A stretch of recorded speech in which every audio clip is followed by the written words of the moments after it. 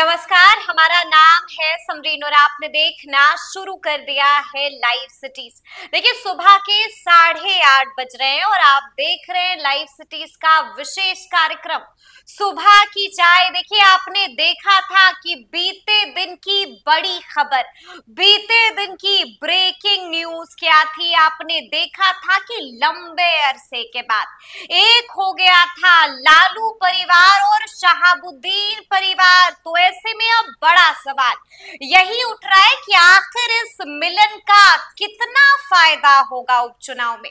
देखिए, आपको मालूम है कि आज तारीख है 28 और आपको पता है कि आज सीएम हाउस में एनडीए की बड़ी बैठक होने जा रही है। सब यही जानना चाह रहे हैं कि आखिर इस बैठक में क्या कुछ अहम होने जा रहा है। देखिए, आज का दिन जन सुराज के सूत्रधार प्रशांत किशोर के लिए भी काफी अहम है। अहम क्यों है, इसकी भी चर्चा हम इस वीडियो में करेंगे और इस वीडियो में हम आपको ये भी बताएंगे कि विधानसभा की जिन 4 सीटों पर उपचुनाव होना है वहां से क्या कुछ खबरें निकल के आ रही है। और देखिए, अंत में बात होगी, अंत में चर्चा होगी बीपीएससी टीआरई 3.0 के रिजल्ट की। तो आइए फिर इस चर्चा की शुरुआत करते हैं।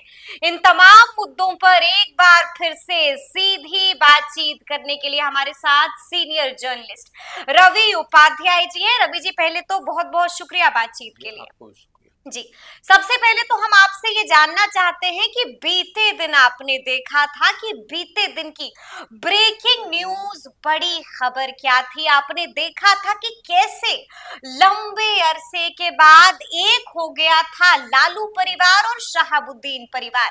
सीधा सवाल है मेरा आपसे, क्या लगता है उपचुनाव में इसका कितना फायदा होगा? देखिए, उपचुनाव जो 4 विधानसभा के उपचुनाव हो रहे हैं उसी को देखते हुए यह जो बड़ी कवायद हुई है राष्ट्रीय जनता दल के अध्यक्ष लालू प्रसाद यादव से 4 राउंड की बातचीत के बाद हैना साहब और ओसामा साहब की ये जो एंट्री बीते दिन 10 नंबर सर्कुलर रोड पूर्व मुख्यमंत्री राबड़ी देवी के आवास पर हुई। बिल्कुल। तो ये कहीं ना कहीं यह जो हम लोग तो किसी बात को डॉट से डॉट ही मिलाते हैं, तो हम लोग ये जो समझ पा रहे हैं कि जो लोकसभा चुनाव में जो मुस्लिम वोट में डेंट लगा, जो मुस्लिम वोट में कहा जाता है कि सेंधमारी हुई, जो आपके आरजेडी के कोर वोटर्स होते हैं मुस्लिम और यादव समीकरण की आप बात करते हैं जी। बिल्कुल। तो अब तो खैर ए टू जेड की भी बात कर रहे हैं, लेकिन ए टू जेड भी ईमानदारी पूर्वक कहीं दूर दूर तक दिखाई नहीं पड़ता है। तो कम से कम जो आपके कोर वोटर हैं उन्हीं को तो आपको समेट के रखना है और वही आपसे बिदकते हुए नजर आ रहे हैं। और देखिए, हम एक बात कहेंगे, यह इल्म इन लोगों को बीते दिन जो गोपालगंज में जो विधानसभा का उपचुनाव हुआ था, जिसके नतीजे परिणाम आपको हुआ कि गोपालगंज की सीट आरजेडी को गंवानी पड़ी थी। आप हार गए थे। तो उसी समय इन लोगों को इल्म होना चाहिए था, यह ज्ञान की प्राप्ति होनी चाहिए थी कि उसका मुख्य कारण कहीं ना कहीं हिना साहब भी है, शहाबुद्दीन परिवार भी है। भी नहीं है, वो एकदम स्पष्ट पूरी क्लियरिटी के साथ था। क्यों उस समय हिना साहब का नहीं मूव करना, नहीं बात कहना, कहीं ना कहीं उनके बस चुप हो जाना, बस साइलेंट हो जाना, मैसेज उस वक्त डिलीवर हो चुका था। मैसेज जो है सो वो लाउड एंड क्लियर था अल्पसंख्यकों के बीच में। तो यही आपको 2024 के लोकसभा चुनाव में भी देखने को मिला। तो अब जाकर के सिवान गवाही दे रहा है, उसका पूर्णिया गवाही दे रहा है, उसका रुपौली उपचुनाव उसकी गवाही दे रहा है कि मुसलमान नाराज हो चुके हैं। आपको क्या लगता है, क्या अब इस मास्टर स्ट्रोक के बाद मुसलमान खुश हो जाएंगे? अब देखिए, सवाल ये है कि अब जो है सो मान लीजिए ओसामा साहब अगर जाते हैं, जो बात छन करके आ रही है कि बेलागंज में बहुत कांटे की टक्कर होती हुई दिखाई, कांटे की टक्कर है बेलागंज में, तो वहां पर अगर मुसलमान बिदकते हैं, अल्पसंख्यक यदि बिदकते हैं, अगर यदि वोट अपने ही स्वजातीय को देते हैं, जो कि वही ट्रेंड बिहार में दिखाई पड़ता है, तो व्हाई नॉट मुस्लिम भी उधर वोट करें। बिल्कुल जी। तो ऐसे में वो क्या कहेंगे कि आप जो है सो छोड़ दीजिए, इधर चले आइए। तो यह तो मानने को तैयार नहीं होंगे अल्पसंख्यक नंबर 1।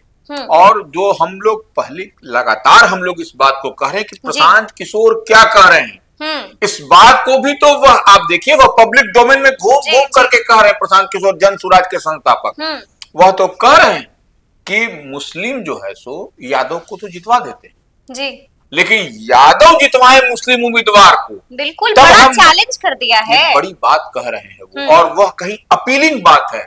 यह बात अल्पसंख्यक भी इस बात को समझ रहे हैं कि हम लोग सिर्फ यूज एंड थ्रो, हम लोगों को, और इस बार देखिए, इस बार जो आपने आज, यानी कि सिर्फ हमें इस्तेमाल किया जा रहा है। अब हम बता तो रहे हैं कि आरजेडी झारखंड में 6 सीटों पर जब ओसामा बेलागंज जाएंगे रवि जी, तो क्या आलम होगा?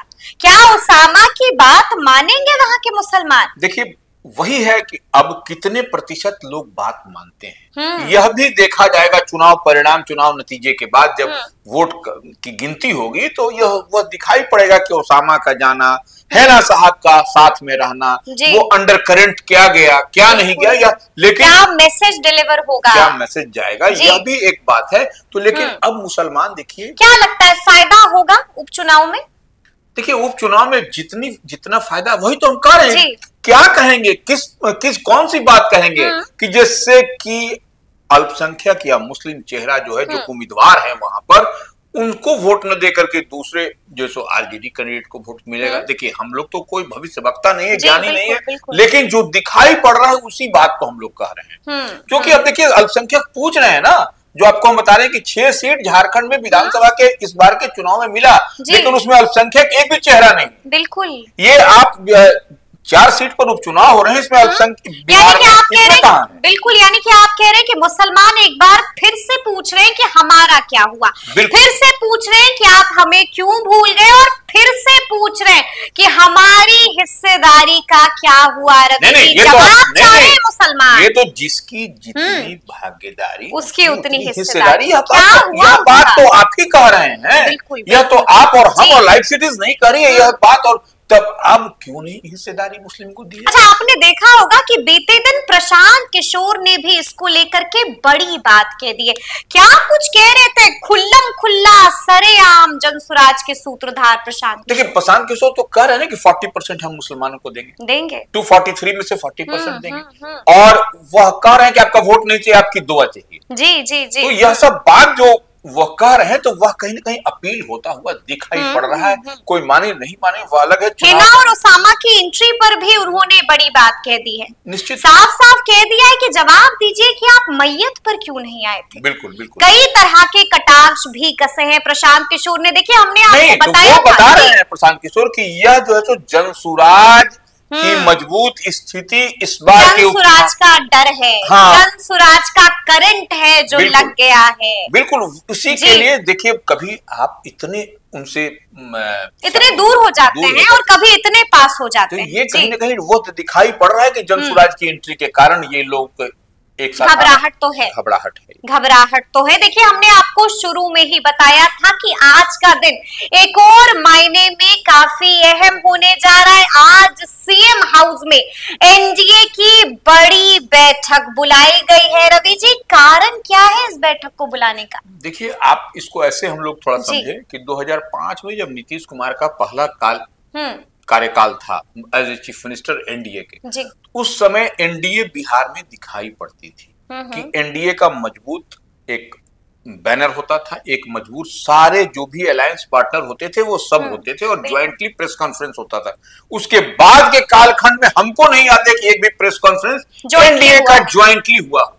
और सब जितने भी पार्टनर हैं, जितने भी अलायंस पार्टनर हैं, उसको आप देखिएगा कि कभी कोई किसी बात पर बोलते हैं, वह अन्य पार्टनर उससे इत्तेफाक नहीं रखते। उसके बाद तो या अब जैसे हाल ही में एलजेपी और हम के बीच का मतभेद कौन भूल पाया है? वही कह रहे हैं, तो वही कह रहे हैं, ये कभी किसी बात को हम कुछ बोल रहे हैं, एलजेपीआर के कुछ बोल रहा है, तो ये एक कोई इसके खिलाफ ट्वीट करता है, कोई इस ट्वीट का जवाब देता है। अब जो है सो एनडीए चाह रहा है कि 2025 में हमको अगर यूनाइटेडली मजबूत स्थिति में आना है, और एनडीए में जेडीयू बड़े भाई की भूमिका में आने के लिए बेताब है, क्योंकि वह तीसरे पैदान पर है। वह तीसरे पैदान उसको एक्सेप्ट नहीं है जेडीयू को।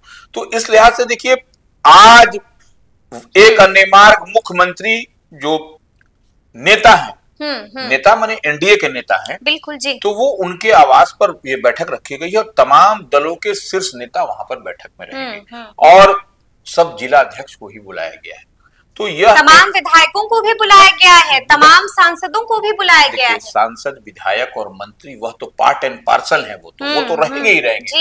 हमारे कहने का मतलब है कि जिला अध्यक्ष भी आए, इतनी बड़ी बैठक बृहद पैमाने पर, बड़े पैमाने पर, लार्ज स्केल में, यह पहली बार हमको 2005 के बाद पहली बार होता हुआ दिखाई पड़ रहा है। तो यह कहीं न कहीं यह मंथन चिंतन हो रहा है कि हमको 2025 के विधानसभा चुनाव में कुछ मजबूत करना है, कुछ मजबूत करना है। बिल्कुल। अब देखिए इन लोगों ने टारगेट भी फिक्स कर रखा है ना, 2025 का मतलब 225।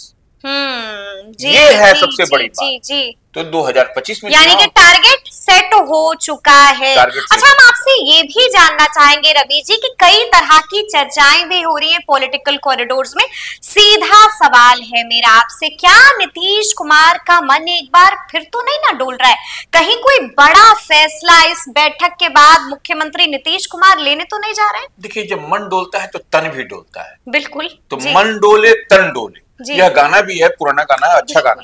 तो ये नीतीश कुमार का इस बार न मन डोलेगा न तन डोलेगा, वह मजबूती के साथ एनडीए में है। क्योंकि आप एक बार याद करिए कि इंडिया ब्लॉक की भी इतने ही बड़े पैमाने पर बैठक हुई थी। बिल्कुल जी। इसी तरह से तो वही चीज को अब वह दिखाते हुए बड़े बैनर पर वो आ रहे हैं और इसको लेकर के, और उनके नेतृत्व में यह बैठक हो रही है, यह सबसे बड़ी बात है। तो इसलिए अब वो कहीं इधर उधर नहीं जाने वाले हैं, वो मजबूती के साथ है। यानी कि आप कह रहे हैं कि नहीं पलटने जा रहे हैं नीतीश कुमार, सब कुछ ऑल इज वेल है एनडीए में, कुछ बड़ा नहीं होने जा रहा है अगले 24 घंटे के भीतर। बिल्कुल बिल्कुल कुछ नहीं होगा, सब कुछ ऑल इज वेल है और नीतीश कुमार मजबूती के साथ जो है सो एनडीए के नैया को खेवनहार वही।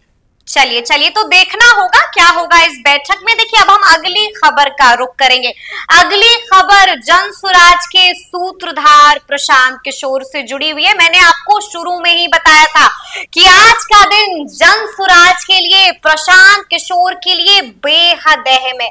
अहम क्यों है आज का दिन? देखिए, आज जो चुनावी प्रक्रिया चल रही है, इस बीच में सबको सिंबल अलॉट है, चुनाव चिन्ह अलॉट है, एक्सेप्ट जनसुराज की पार्टी को छोड़ करके। तो वो प्रचार प्रसार क्या करेंगे, वो जनता के बीच में क्या कहेंगे, वो सिर्फ का नाम जनता को क्या समझाएंगे, किस चिन्ह पर आपको ठप्पा लगाना है। बिल्कुल। तो ऐसी परिस्थिति में आज जो जनसुराज प्रशांत किशोर की पार्टी को आज जो सिंबल चुनाव चिन्ह अलॉट हो जाएगा, जो कि जनता के बीच में, उसके बाद वह घूम घूम करके वह उनकी पार्टी के जो टोली घूम रही है घर घर, वह टोली भी बताएगी कि आपको इस चुनाव चिन्ह पर, फलना चुनाव चिन्ह पर आपको मुहर लगा करके विजयी बनाना है हमारे प्रत्याशी को। तो इसलिए आज हर घर टीम पहुंच रही है, हर घर दस्तक भी दिया जा रहा है, हर घर को नॉक कर रहे हैं। प्रशांत किशोर का चुनाव लड़ने का अलग पैटर्न है, वो चोंगा लगा करके नहीं बोल रहे हैं, वो घर घर दरवाजे की कुंडी को खटखटा रहे हैं और बोल रहे हैं कि हमारे प्रत्याशी फलना इस विधानसभा क्षेत्र से। जनसुराज क्या है, हमारे प्रत्याशी कौन है, हर एक सवाल का जवाब भी दे रहे हैं प्रशांत किशोर। देखिए रवि जी, हम आपसे ये भी जानना चाह रहे हैं कि उपचुनाव को लेकर कई तरह की खबरें आ रही हैं, कहां से क्या कुछ खबर निकल के आ रही है? क्या हाल है इमामगंज का, क्या होने जा रहा है बेलागंज में, क्या हाल है रामगढ़ का, क्या कुछ होने जा रहा है, तरारी में क्या होने जा रहा है? देखिए, तरारी में तो आमने सामने की लड़ाई, आमने सामने की लड़ाई है। भारतीय जनता पार्टी की सीधी लड़ाई है भाकपा माले से, राजू यादव से, जो पहले भी पहलवान रहे हैं।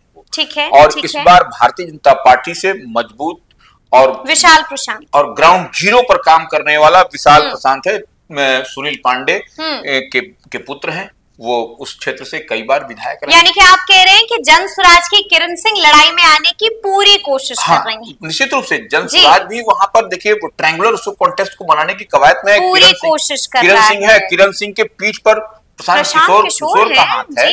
तो जनसुराज का मतलब ही कि पीठ पर प्रशांत किशोर का हाथ है। ठीक है, बेलागंज से क्या कुछ खबर है? देखिए, बेलागंज में लड़ाई बहुत मजबूत होने जा रही है, यानी कि दिलचस्प है, मजेदार है। सुरेंद्र यादव के पुत्र वहां खड़े हैं, डॉक्टर विश्वनाथ, और उनकी लड़ाई किससे है? जी, मनोरमा देवी। 2 यादवों से लड़ाई है, एक मुसलमान भी एक है, मुसलमान है, मोहम्मद अमजद जनसुराज के वही परेशानी का सबब बने हुए हैं। अच्छा, और वही कभी ऊपर उठा, अभी जो ग्राउंड जीरो से जो रिपोर्ट आ रही है वह जनसुराज के उम्मीदवार वह जो है सो ऊपर भाग रहे हैं, खेला करते हुए दिखाई दे रहा है जनसुराज। और वहां पे लड़ाई आपको मनोरमा देवी और उनसे अभी दिखाई पड़े, हो सकता है कल को बदल जाए, वो हम नहीं कर सकते। हम लोग कोई कौन होगा नंबर 1 कौन होगा नंबर 2 इसी की लड़ाई देखने को मिलेगी बेलागंज में। इमामगंज से क्या कुछ खबर आ रही है? इमामगंज में जीतन राम मांझी की पुत्रवधू है, दीपा मांझी लड़ रही है। ठीक है, तो दीपा मांझी की लड़ाई